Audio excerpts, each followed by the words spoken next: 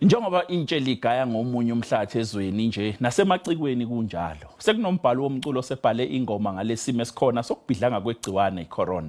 Lo mbhalo womculo ngowasenqadu endaweni yasemakhaya eEastern Cape waziwa kakhulu ngokuthi nguSweet Mama. Ubuyelekelela ingane endaweni ngamakhono ehlukene ukuyihlomisa ukuze zingabi uvanzi emgwaqeni. Isiqalo esitsala umdla kweminye imidlalo kaSweet Mama. Kulingisa abantwana benginqi kwibali elidakanca ingxaki zasekuhlaleni. Ndafika ngonyaka ka1989 abantwana besilwa apha elalini, ilali zingahambelani kanti wona kodwa babulawa omnye umntana. Uyaqonda? Ndafika abantwana ndabomatyhini badinga into kwenza ndabaqokelela. Ndabonwa ndingumuntu osebenza nzima ukutshintsha ingqondo yomntana omnye umzali akho lula.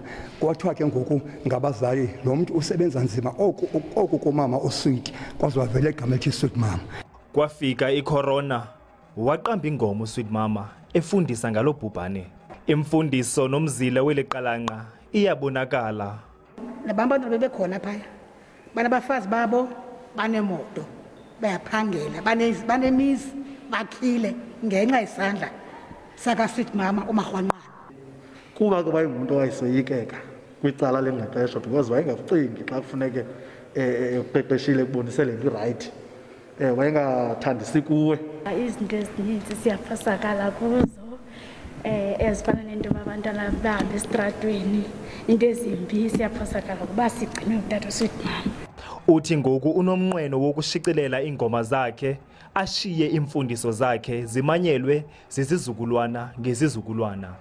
Athule Joka, SABC News, lisenqadu eMpuma Koloni.